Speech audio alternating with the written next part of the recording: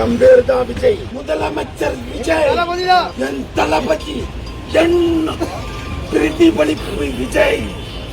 விஜயின் பிரதிபலிப்பு நான். அனைத்தும் இந்த உலகத்தையே ஆண்ட பிறந்தவன் நான். என் தளபதி பக்கம் இருப்பவனும் நானே. என் தளபதி வீட்டுக்கு வந்துட்டேன்.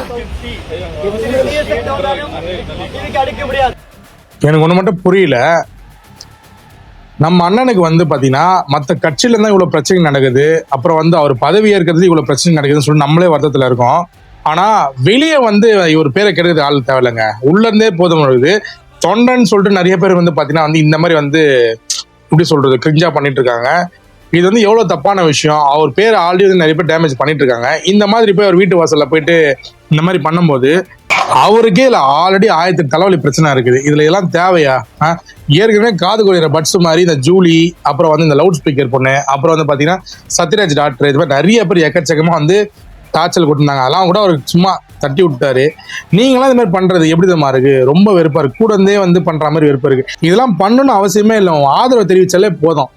அவருக்கு வந்து ஆதரவு எல்லாமே இருக்காங்க தமிழ்நாட்டில். தமிழ் ஒட்டுமொத்த ஜனமே எவ்வளோ சப்போர்ட் இருக்கு. நீங்களாம் எதுக்கு தேவலாம் பண்ணி இந்த மாதிரி டீக்ரேட் பண்றீங்க? டிவிக்கேன்ற நேமே வந்து டேமேஜ் பண்றீங்க. இது வேண்டாம், இந்த மாதிரி பண்ணாதீங்க யாருமே தயவு செஞ்சு. ஆனா ஒன்னே சொல்றேன், எலெக்ஷனா இருந்தாலும் சரி, இந்த சிஎம் போஸ்டிங் இருந்தாலும் சரி, ஒரு ஆர்வத்தை தூண்டுற ஒரே ஒரு மனுஷன் நம்ம விஜயண்ணா மட்டும் தான் இருப்பாரு. ஏன்னா பாருங்க, சீட்டு கொடுத்த ஃபுல்லா யூடியூப் திறந்தாலே அவர் மட்டும் தான் இருக்காரு. ஃபுல்லா நியூஸ் சேனல் எல்லா பேஜ்லயுமே தான் இருக்காரு.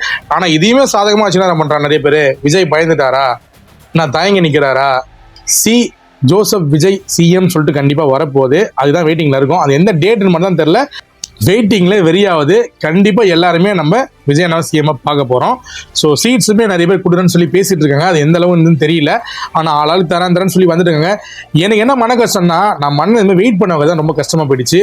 இந்த 108 வந்து 118 இருந்ததுன்னா இவ்வளவு பிரச்சனையே கிடையாது. அது மக்களோட தப்பா இல்லைன்னு தெரியல. பட் எனக்கு ஒரு மன வருத்தம், நம்ம அண்ணன் நம்ம காக்க விட்டோமேன்னு சொல்லிட்டு கஷ்டமா இருக்கு. ஸோ வெயிட்டிங்ல இருந்தாலுமே அண்ணன் தான், அவர் தான் கன்ஃபார்மா சிஎம்மா வர போறாரு. So wait and watch.